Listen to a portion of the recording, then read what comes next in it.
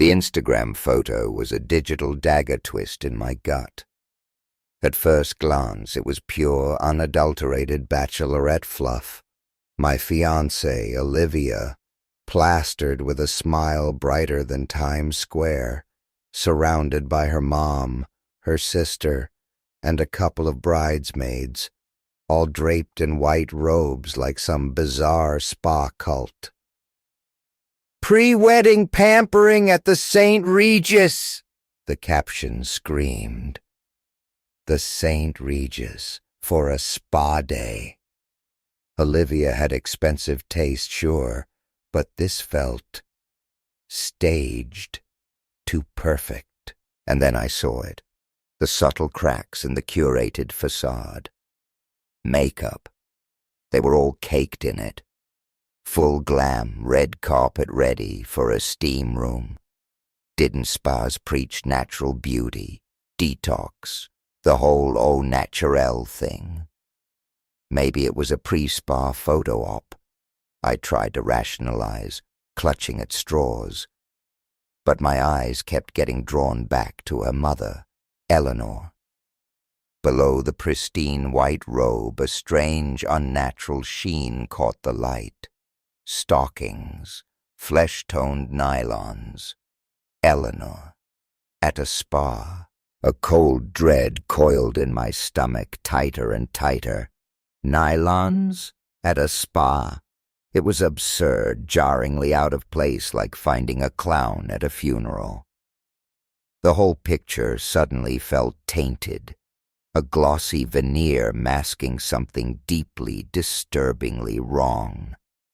A shiver of icy unease snaked down my spine, blossoming into a full-blown, screaming alarm in my head.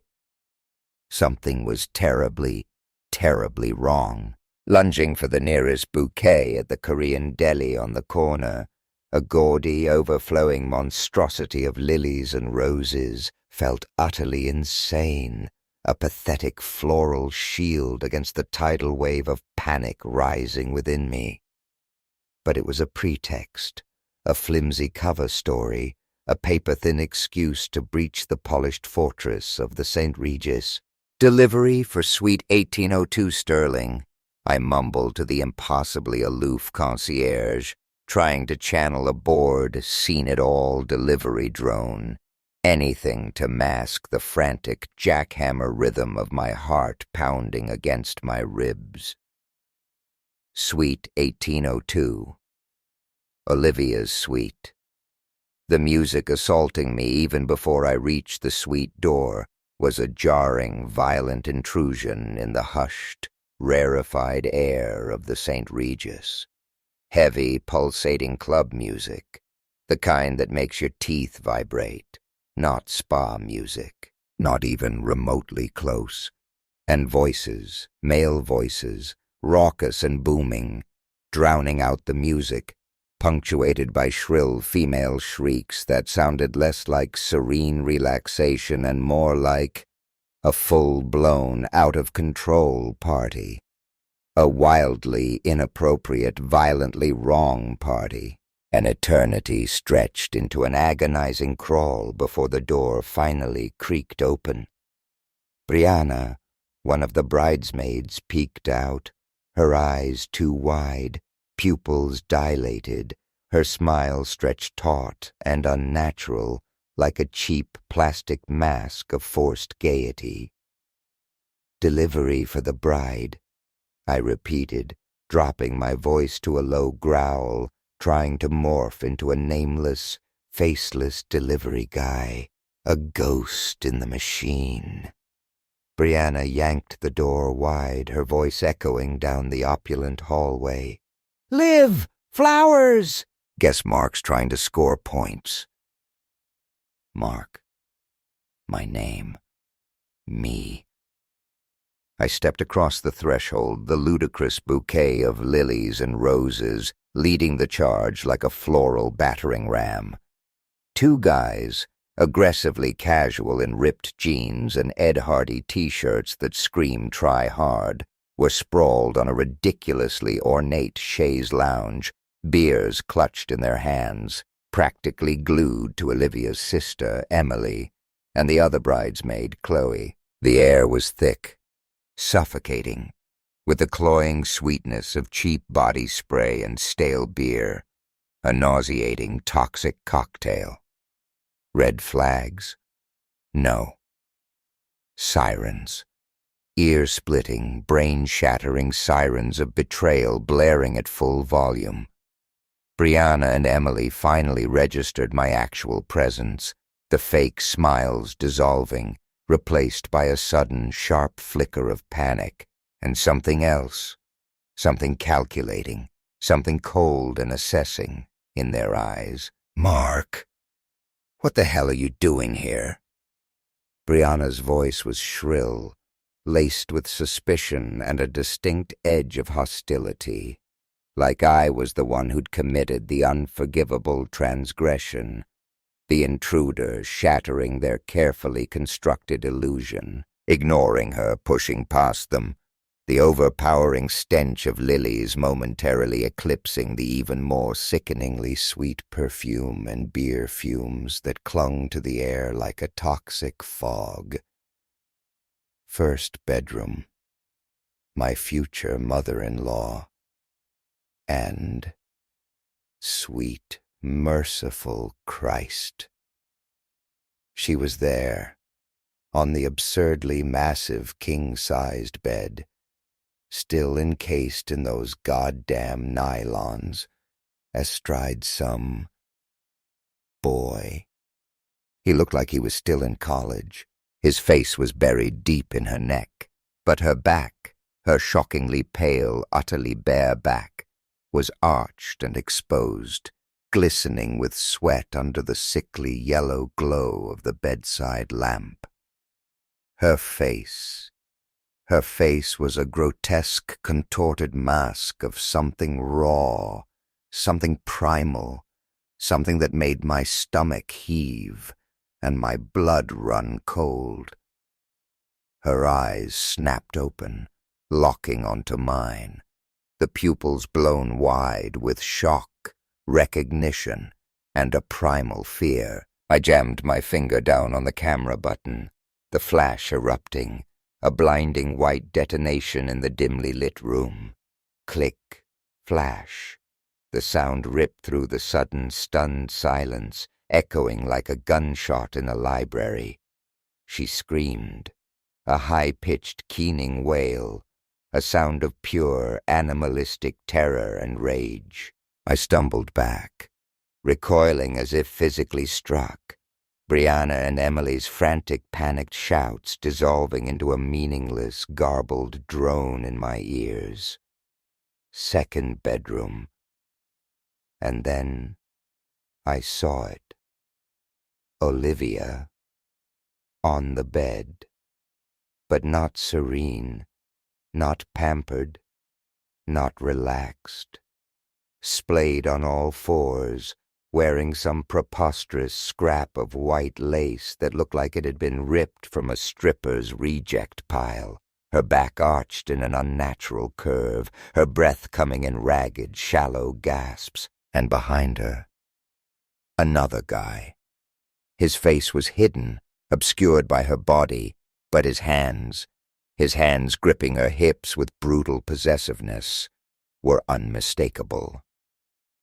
Olivia's head snapped up, her eyes meeting mine, locking onto mine.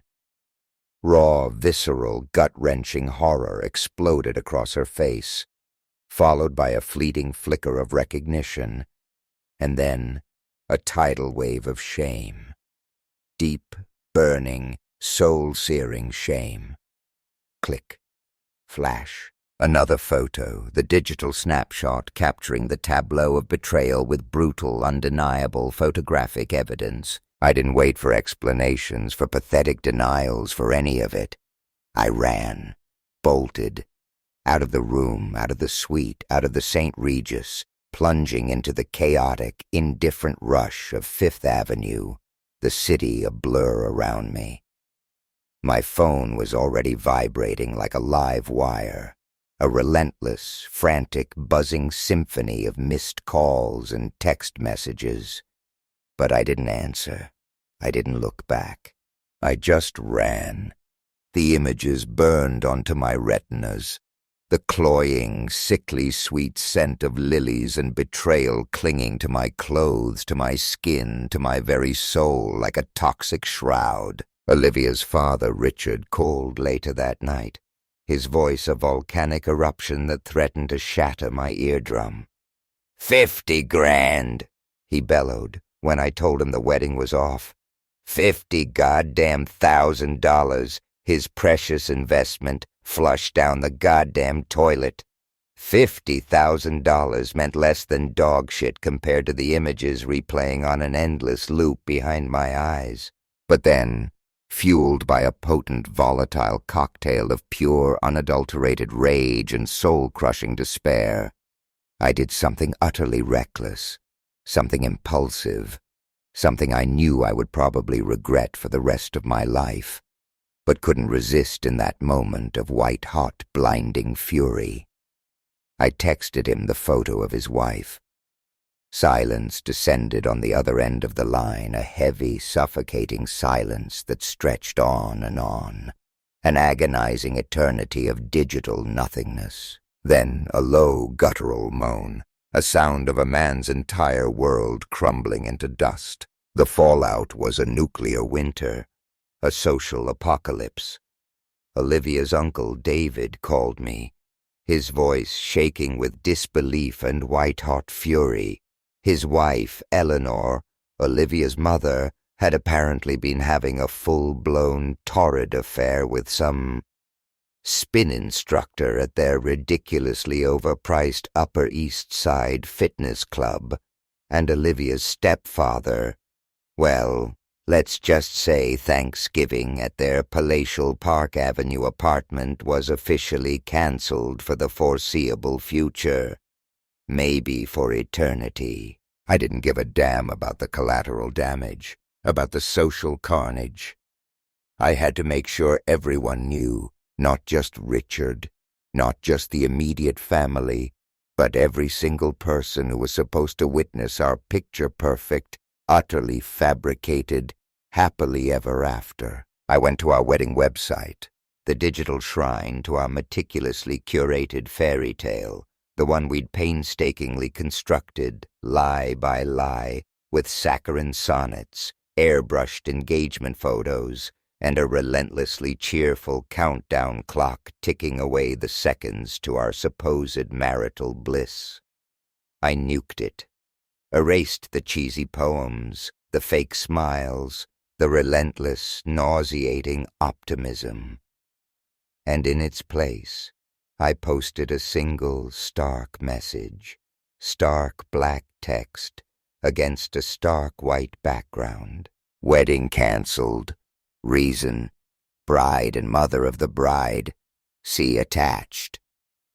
And then, with a hand that was shaking so badly I could barely type, I attached the photos to the wedding website and to the email invitations, blasting the incriminating, irrefutable evidence of their betrayal across every inbox on our meticulously curated guest list. Digital detonation. Total annihilation. Yeah, I knew it was nuclear warfare, social suicide. Yeah, I knew I was going to pay for it, socially, emotionally, possibly even professionally. But in that moment, staring at the cold, unforgiving glare of my laptop screen, I felt a strange, perverse sense of liberation. I was done. Done playing the nice guy. Done being the sucker in their elaborate, sickeningly sweet, utterly corrupt charade. The apologies started almost immediately, a pathetic, discordant, screeching chorus of self-serving justifications and crocodile tears. Olivia and Eleanor descended on my cramped walk-up in the West Village like a 5-alarm firestorm, a swirling, chaotic vortex of designer perfume and theatrical hysterics, a Category 5 hurricane of tears, accusations, and utterly breathtakingly unbelievable excuses. Mom just needed one last hurrah before settling down, Olivia wailed, her perfectly applied, ridiculously expensive mascara dissolving into black, oily streaks down her flawlessly contoured cheeks. It was a mistake, Mark. A stupid, drunken mistake, Eleanor choked out, somehow managing to twist the narrative to make it sound like my fault for being so inflexible, so unforgiving. Everyone does it before they get married, right? Olivia actually had the unmitigated gall to say that, her voice trembling with fake, manufactured, wounded innocence, as if I was the one who had violated some sacred, unspoken, pre-wedding ritual of infidelity. Utterly, jaw-droppingly, mind-bogglingly unbelievable, my best friend, Danny, bless his cynical, black-hearted soul, was already hurling my boxes onto the curb when Olivia and Eleanor finally retreated, defeated, disheveled, but still defiantly, stubbornly unrepentant. Apparently, the news, amplified by my digital nuclear blast, had ripped through our social circles like a goddamn wildfire, leaving a trail of scorched earth in its wake. "Dude, you're a goddamn legend," Danny said, handing me a lukewarm can of Bud Light. "The St. Regis Suite Massacre," he cackled, a dark gallows humor glinting in his eyes. "Chickens met deer, and your future mother-in-law was the goddamn ringleader, strutting her stuff for the whole damn city to see, and taking down 4 marriages in the process. 4 divorces, 4 marriages incinerated, reduced to ashes. Because of one ill-conceived, disastrous bachelorette party, one catastrophically wrong spa day, one inexplicably chosen, utterly incriminating pair of nylon stockings. Olivia's dad, Richard, surprisingly, called me back a few days later. Not to scream, not to threaten legal action, but to invite me to a divorce party. "The penthouse suite's already paid for. The Cristal is on ice," he said, his voice surprisingly flat, almost devoid of emotion, like he just accepted the utter absurdity of it all. Might as well put it to some goddamn use. Misery loves company, right? And we've got enough misery to drown Manhattan. So, we did. Me, Richard, Olivia's Uncle David, and Olivia's stepfather. A motley crew of utterly betrayed men united by a shared sense of bewildered rage, a thirst for revenge, and a desperate need for copious amounts of top-shelf liquor. Plus every single guy we knew who'd ever been cheated on. A surprisingly large and surprisingly vocal brotherhood of the broken and the bitter. It was therapeutic, in a warped, darkly comical, utterly messed up way. A week of epic hangovers, excruciatingly awkward phone calls, and the lingering phantom scent of lilies and regret. Later, the dust began to settle. The social mushroom cloud finally dissipated. 4 divorces finalized, a clean sweep, a scorched earth policy applied to multiple marital battlefields. And me? I was single, undeniably, adrift in the radioactive wasteland of my meticulously planned future, but I was also undeniably free, and strangely lucky. No soul-crushing alimony payments, no gut-wrenching custody battles, no agonizing, soul-destroying property disputes. Just a clean, brutal, albeit spectacularly messy break. But then the whispers started, subtle at first, then bolder, more brazen, more predatory, more than a little unsettling. Mark? Oh, that Mark. The guy from that wedding. The one that imploded in a 5-star 4-divorce supernova. He's single, and apparently he's got pictures. Suddenly, every woman within a 20-block radius, it seemed, viewed me as fair game, a wounded animal ripe for the picking, a newly single guy with a reputation for chaos, drama, and a surprisingly high body count of marriages destroyed.